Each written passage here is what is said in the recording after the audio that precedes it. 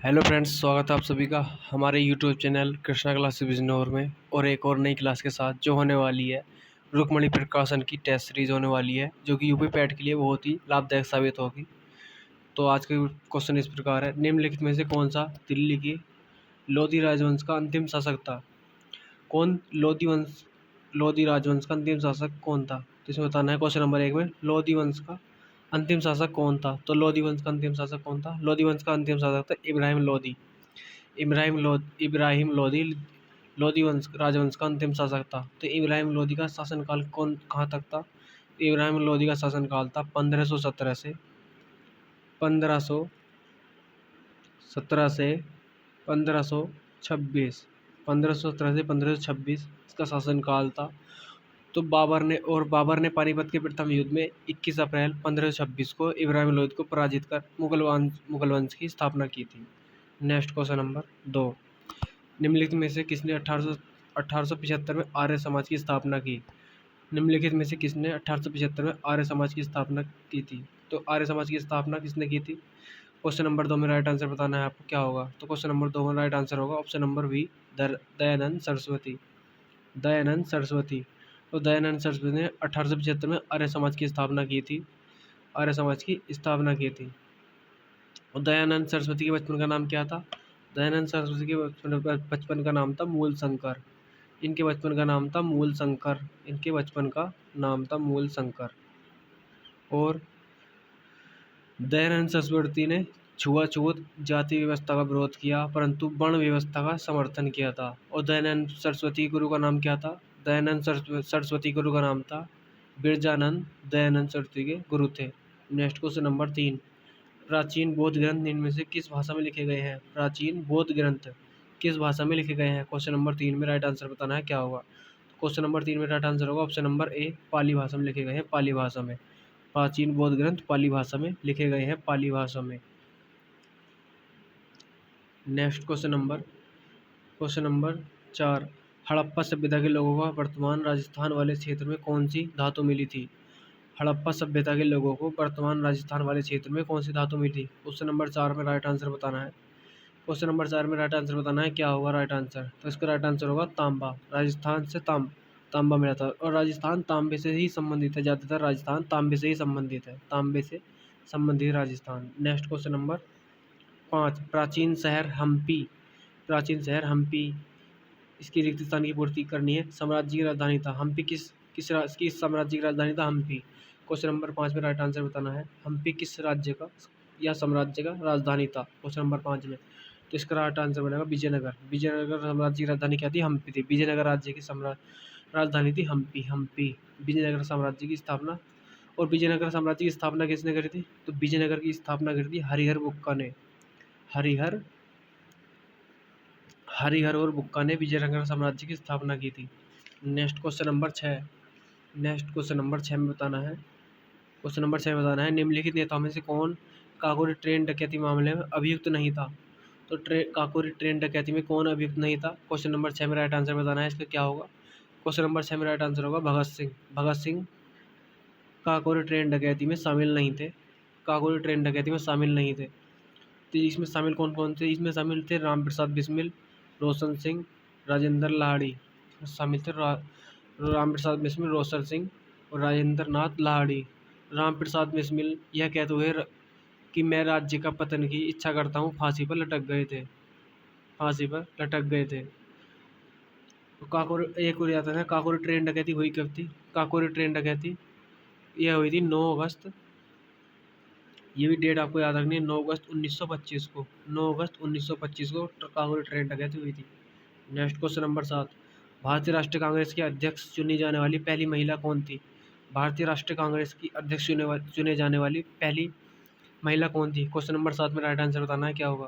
Question number 7 का right answer होगा option number D, Annie Besant. Annie Besant भारतीय राष्ट्रीय कांग्रेस की अध्यक्ष चुने जाने वाली पहली महिला थी।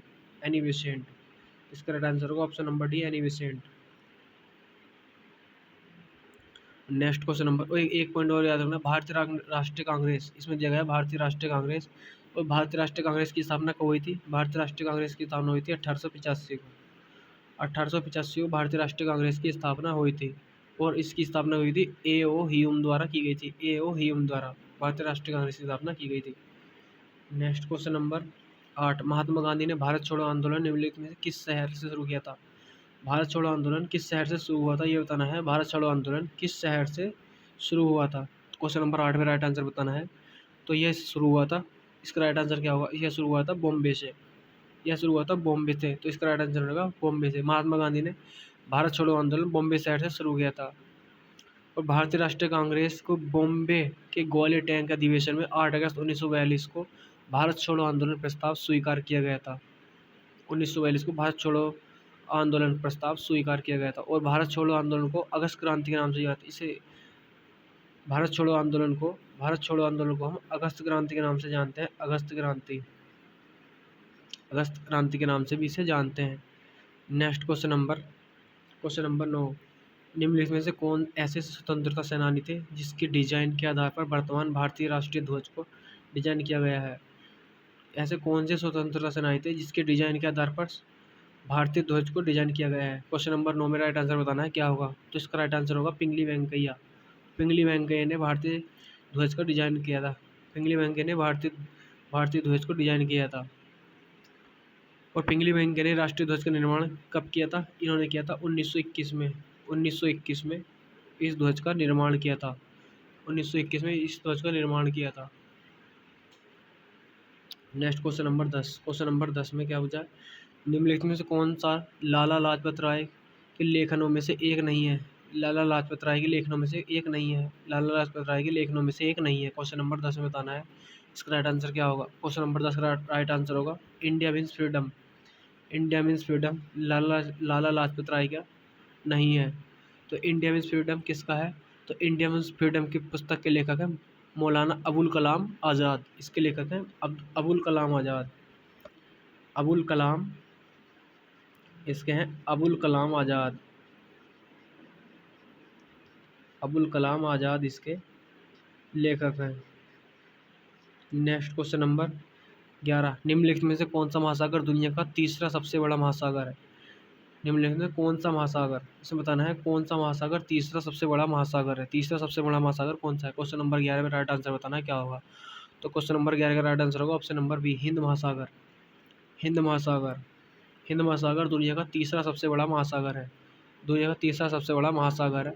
और हिंद महासागर अटलांटिक की तुलना में छोटा एवं का औसतन गहराई इसकी कितनी है? औसतन गहराई है इसकी 3741 किलोमीटर। इसकी गहराई कितनी है?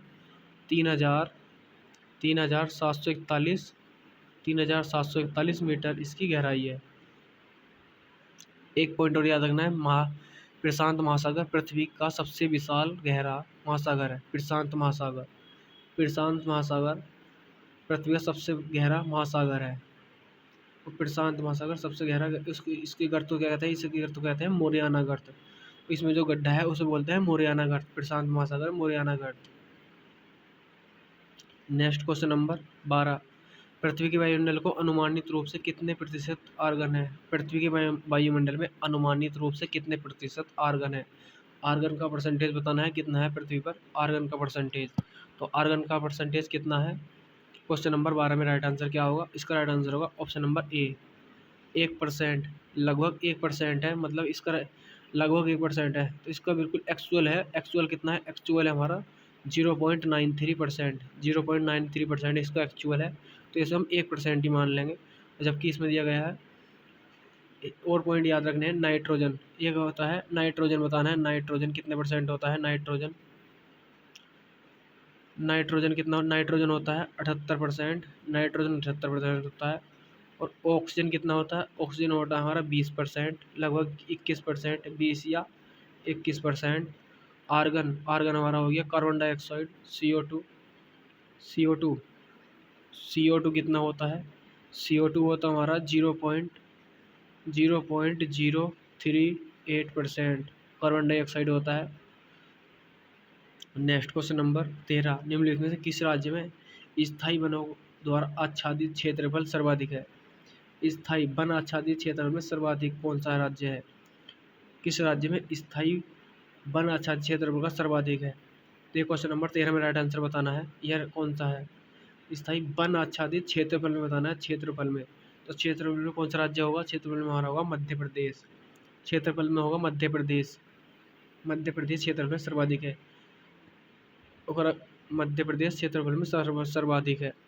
और भारत में सर्वाधिक वनों का क्षेत्रफल मध्य प्रदेश में ही है। और भारत में सर्वाधिक वनों का प्रतिशत, अगर प्रतिशत में पूछे, प्रतिशत में, अगर प्रतिशत में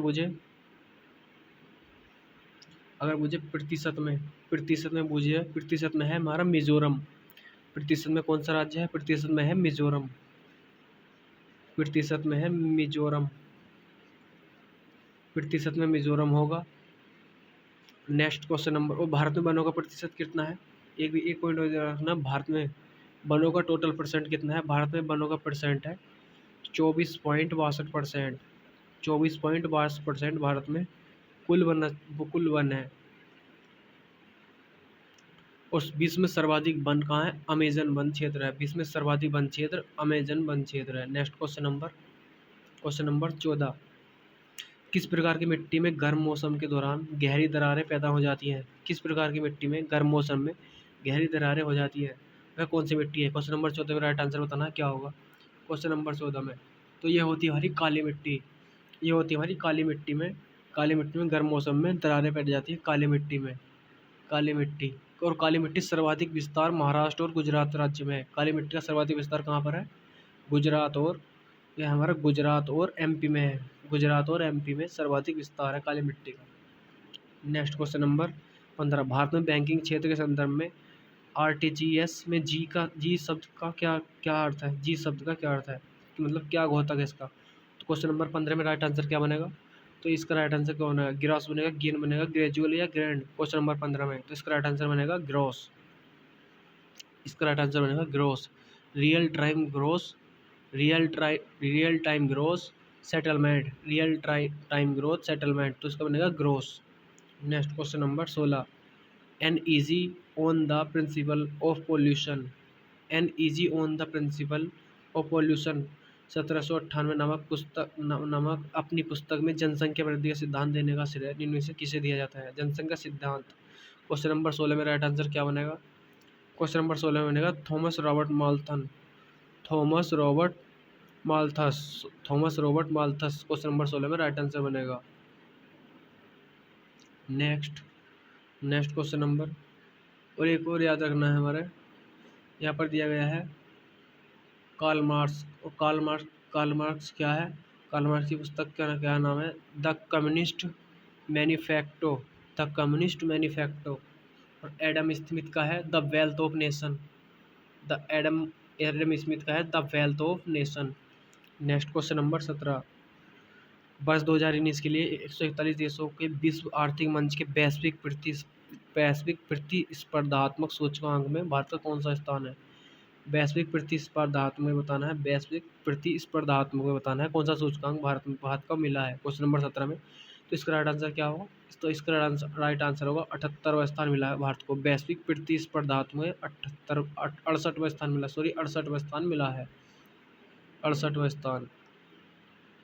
नेक्स्ट क्वेश्चन नंबर 18। निम्नलिखित में से कौन सा एक उपभोक्ता अधिकार है?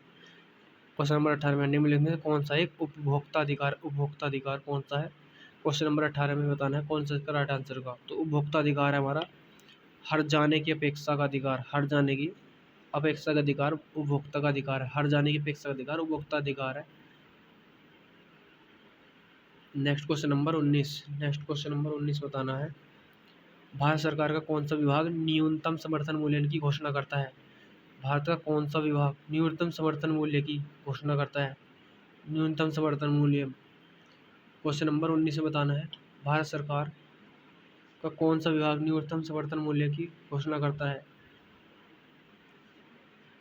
तो क्वेश्चन नंबर 19 में राइट आंसर क्या बनेगा? तो इसका राइट आंसर बनेगा कृषि और सहकारिता विभाग। कृषि और सहकारिता विभाग न्यूनतम समर्थन मूल्य की घोषणा करता है। कृषि और सहकारिता विभाग न्यूनतम समर्थन मूल्य की घोषणा करता है। और न्यूनतम समर्थन मूल्य कृषि उत्पादों के लिए एक प्रकार की बीमा कीमत होती है, बीमा कीमत। इसके द्वारा सरकार उत्पादक कृषकों को आश्वासन देती है कि खाद्यान्नों की कीमत सरकार द्वारा घोषित कीमतों से नीचे नहीं गिरने दी जाएगी। Next question number 20। Question number 20 दिया गया है, भारतीय संविधान को हाथों से लिखने वाला व्यक्ति कौन था? भारतीय संविधान को हाथों से लिखने वाला व्यक्ति कौन था? तो भारतीय संविधान को हाथों से किसने लिखा था? क्वेश्चन नंबर 20 में राइट आंसर बताना क्या होगा? तो इसका राइट आंसर होगा ऑप्शन नंबर ए, प्रेम बिहारी नारायण रायजादा।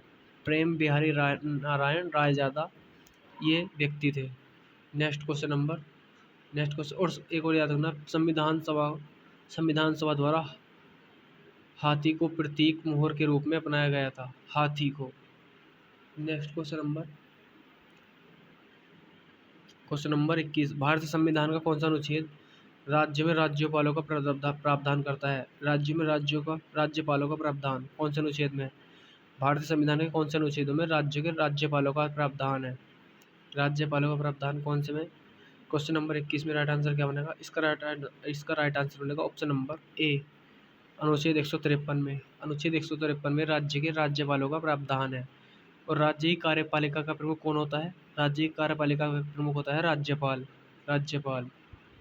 और राज्यपाल होता है राज्यपाल का अध्यादेश कौन सा अनुच्छेद में होता है? राज्यपाल का अनुच्छेद होता है 213 में। 213 के अनुसार राज्यपाल राज्य में अध्यादेश जारी कर सकता है। और राष्ट्रपति का अध्यादेश होता है 123 में राष्ट्रपति का अध्यादेश होता है। नेक्स्ट क्वेश्चन नंबर 22, भारत के संविधान का कौन सा भाग वित्त, संपत्ति, अनुबंध और मुकदमे से सूट से संबंधित है? भारत के संविधान का कौन सा भाग वित्त, संपत्ति और अनुबंध मुकदमे से संबंधित है? क्वेश्चन नंबर 22 में राइट आंसर क्या बनेगा? क्वेश्चन नंबर 22 में राइट आंसर बताओ क्या बनेगा? तो इसका राइट आंसर बनेगा ऑप्शन नंबर डी। भारत के संविधान का भाग ये वाला इसका राइट आंसर बन जाएगा। नेक्स्ट क्वेश्चन नंबर 23, भारतीय संविधान के किस अनुच्छेद में कहा गया है कि भारत का एक राष्ट्रपति होगा? भारत के संविधान के किस अनुच्छेद में कहा गया है कि भारत का एक राष्ट्रपति होगा? क्वेश्चन नंबर 23 में राइट आंसर क्या बनेगा? क्वेश्चन नंबर 23, तो क्वेश्चन नंबर 23 में बनेगा right answer option number D, अनुच्छेद 52 में कहा गया है। अनुच्छेद 52 में कहा गया है कि भारत का एक राष्ट्रपति होगा। और राष्ट्रपति राष्ट्र की एकता, अखंडता और सुदृढ़ता का प्रतीक होता है। और भारत में संघीय कार्यपालिका का प्रधान कौन होता है? राष्ट्रपति होता है। भारत में संघीय कार्यपालिका प्रधान राष्ट्रपति होता है। तो संघ की कार्यपालिका की शक्तियाँ उसमें निहित होती है। संघीय कार्यपालिका की शक्ति राष्ट्रपति में निहित होती है। Next question number 24। Question number 24 बताना है आपको। क्वेश्चन नंबर 24 में दिया गया है, किसी राज्य के राज्यपाल नियुक्ति के लिए भारत के संविधान द्वारा निर्धारित न्यूनतम आयु कितनी है? राज्यपाल के लिए न्यूनतम आयु कितनी होती है? राज्यपाल की न्यूनतम आयु क्वेश्चन नंबर 24 में बताना है। इसका राइट आंसर क्या होगा? इसका राइट आंसर होगा ऑप्शन नंबर डी। इसका राइट आंसर होगा ऑप्शन नंबर डी। किसी भी राज्य के राज्यपाल में नियुक्ति के लिए भारत के संविधान द्वारा निर्धारित आयु कितनी है? 35 साल है। आयु 35 साल है। और राज्यपाल अपनी शक्तियों का प्रयोग मुख्यमंत्री और मंत्रिपरिषद की सलाह के लिए से करता है। राज्यपाल अपनी शक्तियों का प्रयोग किसकी सलाह से करता है? मुख्यमंत्री और मंत्रिपरिषद की सलाह से करता है। नेक्स्ट क्वेश्चन नंबर 25 बताना है, भारत में कितने राज्य और केंद्र शासित प्रदेश उत्तर प्रदेश के सीमावर्ती हैं? भारत के कितने राज्य और केंद्र शासित प्रदेश उत्तर प्रदेश के सीमावर्ती है? क्वेश्चन नंबर 25 में राइट आंसर बताना है क्या होगा? क्वेश्चन नंबर 25 में राइट आंसर होगा इसका 9 राज्य और केंद्र शासित प्रदेश उत्तर प्रदेश के सीमावर्ती है। अगर आपसे पूछे केवल राज्य पूछे तो आपको 8 लगाना है, 8। अगर मुझे केंद्र शासित प्रदेश सहित जोड़ दे बताया तो आपको 9 लगाना है। तो इसका राइट आंसर होगा option number C, 9। Next question number 26 बताना है। क्वेश्चन नंबर 26, प्रति इकाई समय में किसी वस्तु के वेग परिवर्तन की दर क्या कहलाती है? प्रति इकाई समय में किसी वस्तु के वेग परिवर्तन की दर क्या कहलाती है? क्वेश्चन नंबर 26 में राइट आंसर क्या बनेगा? तो बताइए इसका राइट आंसर क्या बनेगा? तो इसका राइट आंसर बनेगा त्वरण। वह त्वरण कहलाती है, त्वरण। प्रति इकाई समय में किसी वस्तु के वेग परिवर्तन की दर त्वरण कहलाती है, त्वरण। क्वेश्चन नंबर 26 में त्वरण, और त्वरण बराबर होता है वेग परिवर्तन बटे समय। नेक्स्ट क्वेश्चन नंबर 27, लेंस की क्षमता की एसआई मात्रक किस अक्षर के द्वारा निरूपित किया जाता है? लेंस की क्षमता का मात्रक क्या होता है? लेंस की क्षमता का मात्रक होता है डायोप्टर। डायोप्टर। और लेंस की क्षमता को किससे नापते हैं हम? बी, इससे नापते हैं। ऑप्शन नंबर बी, डी से नापते हैं। डी, डी से होता है डायोप्टर। लेंस की क्षमता का मात्रक होता है डायोप्टर। नेक्स्ट क्वेश्चन नंबर, और next question number 28। Question number 28। प्रत्येक पानी के अणु में हाइड्रोजन परमाणु और एक ऑक्सीजन परमाणु होते हैं। प्रत्येक पानी के अणु में कितने हाइड्रोजन के परमाणु और एक ऑक्सीजन परमाणु होते हैं? क्वेश्चन नंबर 28 में। क्वेश्चन नंबर 28 का राइट आंसर क्या होगा? तो इसका राइट आंसर बताओ क्या होगा? तो क्वेश्चन नंबर 28 का राइट आंसर होगा option number D. Option number D, प्रत्येक पानी के अणु में 2 हाइड्रोजन परमाणु और एक ऑक्सीजन परमाणु होते हैं। जब तो ये सूत्र बनता है H2O। H2O, 2 हाइड्रोजन के परमाणु होते हैं, 2, और एक ऑक्सीजन का परमाणु होता है। Next question number 29। मिश्र धातु, खाली इसमें रिक्त स्थान भरना है। मिश्र धातु कॉपर और टिन का मिश्रण है। मिश्र धातु कॉपर और टिन का मिश्रण है। क्वेश्चन नंबर 29 में राइट आंसर बताना है। यह क्या है? इसमें बनेगा option number A. Option number A, bell metal. Bell metal जो होता है हमारा मिश्र धातु कॉपर और टिन का मिश्रण है। कॉपर और टिन का मिश्रण है। नेक्स्ट क्वेश्चन नंबर 30 बताना है। निम्न में कौन सी एक जल जनित बीमारी है? निम्न में कौन सी एक जल जनित बीमारी कौन सी बताना है आपको। तो इसका राइट आंसर क्या बनेगा? क्वेश्चन नंबर 30 में राइट आंसर क्या बनेगा? जल जनित बीमारी कौन सी है? जल जनित बीमारी क्वेश्चन नंबर 30 में। तो जल जनित बीमारी हमारी हैजा। हैजा एक जल जनित बीमारी है। हैजा, हैजा एक जल जनित बीमारी। हैजा, हैजा, हैजा किससे होता है? हैजा, हैजा करने वाले जीवाणु का नाम क्या है? इसका नाम है विब्रियो कोलोरी। विब्रियो कोलेरी इसका है, इसका नाम है विब्रियो कोलेरी। विब्रियो, इसका बनेगा Vibrio, Vibrio cholerae. Cholerae, Vibrio cholerae नामक जीवाणु होता है जिससे हैजा नामक बीमारी होती है। Next question number 36। Question number 36 में बताना है आपको। क्वेश्चन नंबर 36, इसमें बताना है विलोम शब्द बताना है। आग्रह का विलोम शब्द क्या होता है? क्वेश्चन नंबर 36 में आग्रह, आग्रह का विलोम शब्द क्या बनेगा? क्वेश्चन नंबर 36 में आग्रह का विलोम शब्द क्या बनेगा? इसका सही राइट आंसर बताना है आपको। आग्रह का विलोम शब्द क्या होता है? आग्रह का विलोम होता है दुराग्रह। ऑप्शन नंबर बी, दुराग्रह। आग्रह का होता है दुराग्रह। इसे बताना है आग्रह, आग्रह का होता है दुराग्रह विलोम शब्द। नेक्स्ट दिया गया है, दिए गए वाक्यांश के लिए एक शब्द बताना है। एक शब्द बताना है, इसके एक शब्द बताना है। किए हुए को मानने वाला, मतलब किए हुए को मानने वाला। किए हुए मानने वाला क्या होता है? उसे बोलते हैं कृतज्ञ। जो किए हुए को माने उसको बोलते हैं कृतज्ञ। सॉरी, उसे बोलते हैं कृतज्ञ, उसे बोलते हैं कृतज्ञ। और जो किए हुए को न माने, किए हुए को न माने, उसे बोलते हैं कृतज्ञ। कृतज्ञ, जो न माने उसे कृतज्ञ, जो माने उसे कृतज्ञ है। Next question number 38। Question number 38 में बताना है सलील किसका पर्यायवाची है? सलील किसका पर्यायवाची है? क्वेश्चन नंबर 38 में बताना है सलील किसका पर्यायवाची है? तो सलील किसका पर्यायवाची है? इसका राइट आंसर होगा जल। सलील जल का पर्यायवाची है, जल का। सलील जल का पर्यायवाची है। क्वेश्चन नंबर 38 में बनेगा ऑप्शन नंबर बी, सलील जल का पर्यायवाची है। Next question number 39। निम्नलिखित प्रश्नों में दिए गए 4 विकल्पों में से उस विकल्प का चयन करें जो मुहावरे को सही अर्थ व्यक्त करता है। मुहावरे का सही अर्थ बताना है इसमें। हाथ मलना, हाथ मलना मुहावरे का सही अर्थ क्या होता है? क्वेश्चन नंबर 39 में राइट आंसर बताना आपको क्या होगा। क्वेश्चन नंबर 39, तो इसका आंसर होगा पछताना। हाथ मलना मतलब पछताना, पछताना। हाथ मलने का सही अर्थ का उसका होगा पछताना। Next question number 40। निम्नलिखित में से शुद्ध वर्तनी वाला शब्द बताना है कौन सा है? शुद्ध वर्तनी बताना है। अनिष्ट किस प्रकार लिखा जाएगा? अनिष्ट, अनिष्ट किस प्रकार लिखा जाएगा? क्वेश्चन नंबर 40 में अनिष्ट किस प्रकार लिखा जाएगा? तो अनिष्ट, अनिष्ट लिखा जाता है हमारा ऑप्शन नंबर सी। अनिष्ट इस प्रकार लिखा जाएगा अनिष्ट। अनिष्ट, अनिष्ट में ठे नहीं बनता, अनिष्ट में टे बनता है, इसमें ये गलत हो जाएगा। यहाँ पर हमारा बड़ी की मात्रा देखिए, अनिष्ट, अनिष्ट नहीं होता, अनिष्ट होता है। इसमें दिया गया है, इसमें ठे लगा दिया गया है, इसमें ठे नहीं लगने का। इसका राइट आंसर होगा ऑप्शन नंबर सी, अनिष्ट। अनिष्ट। नेक्स्ट दिया गया है क्वेश्चन नंबर 51। क्वेश्चन नंबर 51 दिया गया है पर्यावरण के अनुकूल जीवन शैली के बारे में जागरूकता फैलाने के केंद्रीय पर्यावरण मंत्री द्वारा शुरू किए गए शुभंकर का क्या नाम है? तो इसका नाम है प्रकृति। इस शुभंकर का नाम है प्रकृति। ऑप्शन नंबर ए, 51 का बनेगा ऑप्शन नंबर ए, प्रकृति। Next question number 52। चर्चा में रहा चटगांव बंदरगाह किस देश में स्थित है? चर्चा में है चटगांव बंदरगाह। चटगांव बंदरगाह। क्वेश्चन नंबर 52 में बताना है चटगांव बंदरगाह किस किस देश में स्थित है? यह स्थित है क्वेश्चन नंबर 52 में, यह स्थित है बांग्लादेश में स्थित है। ये कहाँ स्थित है? बांग्लादेश में। चटगांव बंदरगाह बांग्लादेश में स्थित है, बांग्लादेश में। Next question number 53। Question number 53 में बताना है प्रधानमंत्री नरेंद्र मोदी के सलाहकार के रूप में किसे नियुक्त किया गया? प्रधानमंत्री नरेंद्र मोदी के सलाहकार के रूप में किसे नियुक्त किया गया है? इन प्रधानमंत्री मोदी के सलाहकार के रूप में। तो क्वेश्चन नंबर 53 में राइट आंसर बताना है आपको क्या होगा। तो इसका राइट आंसर बनेगा तरुण कपूर। तरुण कपूर।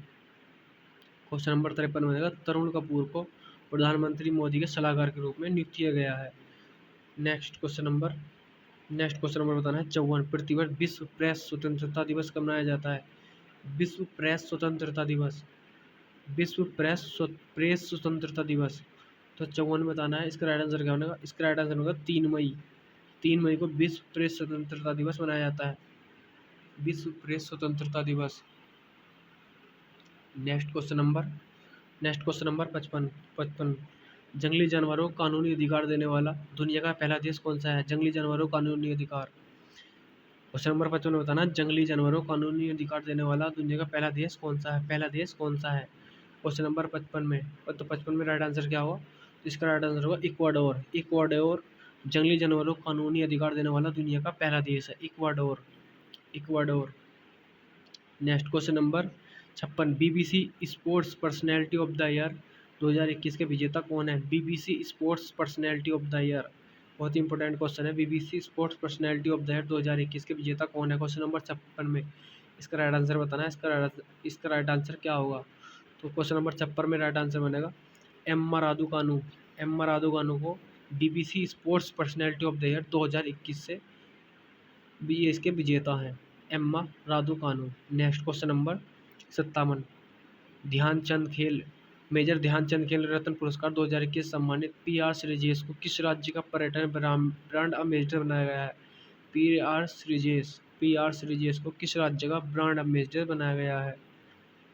किस राज्य का पर्यटन ब्रांड एम्बेसडर बनाया गया है? क्वेश्चन नंबर 57 में राइट आंसर बताना है क्या होगा। तो इसका राइट आंसर होगा केरल। पी.आर. श्रीजेश को केरल राज्य के लिए पर्यावरण ब्रांड एम्बेसडर बनाया गया है। पर्यावरण ब्रांड एम्बेसडर बनाया गया है। क्वेश्चन नंबर 58 में बताना है अंतर्राष्ट्रीय प्रवासी दिवस कब मनाया जाता है? अंतर्राष्ट्रीय प्रवासी दिवस। क्वेश्चन नंबर 58 में बताना है अंतर्राष्ट्रीय प्रवासी दिवस। क्वेश्चन नंबर 58 है। तो इसका राइट आंसर बनेगा ऑप्शन नंबर सी 18 दिसंबर को। 18 दिसंबर को अंतर्राष्ट्रीय प्रवासी दिवस मनाया जाता है, 18 दिसंबर। नेक्स्ट क्वेश्चन नंबर 59 बताना है। Question number 59। महिला हॉकी विश्व कप 2022 का आयोजन किस देश में किया जाएगा? महिला हॉकी विश्व कप 2022 का आयोजन किस देश में किया जाएगा? क्वेश्चन नंबर 59 में। क्वेश्चन नंबर 59 में राइट आंसर क्या बनेगा? इसका राइट आंसर बनेगा स्पेन में भी किया जाएगा, नीदरलैंड में भी किया जाएगा। तो इसका राइट आंसर बनेगा सी, ए और बी दोनों। Next question number 60। इसरो द्वारा चंद्रयान 3 को कब प्रक्षेपित किया जाने का लक्ष्य रखा गया है? इसरो द्वारा चंद्रयान 3 को कब प्रक्षेपित किया जाने का लक्ष्य रखा है? क्वेश्चन नंबर 60 बताना है। इसका राइट आंसर क्या होगा? क्वेश्चन नंबर 60 का राइट आंसर होगा ऑप्शन नंबर ए। यह 2022 में प्रक्षेपित करने का लक्ष्य रखा गया है, 2022। नेक्स्ट क्वेश्चन नंबर 61 बताना है हीराकुंड बांध किस नदी पर स्थित है? हीराकुंड बांध किस नदी पर स्थित है? हीराकुंड बांध किस नदी पर स्थित है? हीराकुंड बांध है महानदी पर। तो ऑप्शन बनेगा ऑप्शन नंबर सी, महानदी पर स्थित है। और हीराकुंड बांध संबलपुर के पास है, उड़ीसा में स्थित है हीराकुंड बांध संबलपुर में उड़ीसा में स्थित है। Next question number 62। सौर सेल का निर्माण करने के लिए किस तत्व का उपयोग किया जाता है? सोलर सेल किसके निर्माण में उपयोग होता है? सोलर सेल के रूप में किसके तत्व का निर्माण होता है? सौर सेल का निर्माण करने के लिए किस तत्व का उपयोग होता है? क्वेश्चन नंबर 62 में राइट आंसर बताना है क्या होगा। तो इसका राइट आंसर होगा silicon. Option number B silicon. सौर सेल के रूप में सिलिकॉन के रूप में इसका उपयोग किया जाता है। सोलर सेल बनाने में सिलिकॉन का उपयोग किया जाता है। Option number B silicon. Next question number 63, Losar उत्सव। लोसर उत्सव किस जनजाति के लोगों द्वारा मनाया जाता है? लोसर उत्सव। क्वेश्चन नंबर 63 बताना है लोसर उत्सव। क्वेश्चन नंबर 63, लोसर उत्सव। लोसर उत्सव किस जनजाति के लोगों द्वारा मनाया जाता है? क्वेश्चन नंबर 63 में राइट आंसर क्या बनेगा? क्वेश्चन नंबर 63 में, तो क्वेश्चन नंबर 63 का राइट आंसर बनेगा option number D, Monpa. Monpa जनजाति द्वारा लोसर उत्सव मनाया जाता है, मोनपा द्वारा मनाया जाता है। और लोसर उत्सव भारत के भूटान, तिब्बत, नेपाल में मनाया जाता है लोसर उत्सव। और लोसर उत्सव कहाँ का है? यह लद्दाख का, यह लद्दाख का मनाया जाता है। लद्दाख में लोसर उत्सव, लद्दाख, लोसर उत्सव लद्दाख में मनाया जाता है।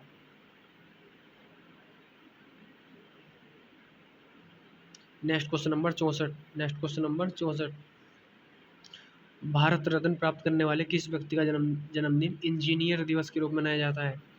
इंजीनियर दिवस के रूप में किस व्यक्ति का जन्मदिन मनाया जाता है? क्वेश्चन नंबर 64 में बताना है। क्वेश्चन नंबर 64 में इसका राइट आंसर क्या होगा? क्वेश्चन नंबर 64 में इसका राइट आंसर होगा एम विश्वेश्वरैया। एम, इसका राइट आंसर बनेगा M Visvesvaraya. Next question number 65, next question number 65, question number 65 में दिया गया है, निम्न में से कौन सा नृत्य मध्य प्रदेश की एक नृत्य शैली है? इनमें से कौन सा नृत्य मध्य प्रदेश की नृत्य शैली है? क्वेश्चन नंबर 65 बताना है, मध्य प्रदेश की नृत्य शैली कौन सी है? क्वेश्चन नंबर 65, तो क्वेश्चन नंबर 65 में इसका राइट आंसर क्या बनेगा? इसका राइट आंसर बनेगा माचा। माचा नृत्य शैली मध्य प्रदेश की है, माचा नृत्य शैली मध्य प्रदेश की है, माचा। और ओटन थुल्लन दिया गया है इसमें, ओटन थुल्लन, ओटन थुल्लन कहाँ की है? तो ओटन थुल्लन है केरल की नृत्य शैली है, केरल की ओटन थुल्लन। नेक्स्ट क्वेश्चन नंबर 67 दिया गया है, इनमें से कौन सा नेपाल की सबसे लंबी नदी है? कौन सी नेपाल की सबसे लंबी नदी है? इनमें से कौन नेपाल की सबसे लंबी नदी है? नेपाल की सबसे लंबी नदी कौन सी है? क्वेश्चन नंबर 66 में, तो कर्नाली, कर्नाली है, कर्नाली नेपाल की सबसे लंबी नदी है, कर्नाली। ऑप्शन नंबर डी बनेगा इसका, कर्नाली।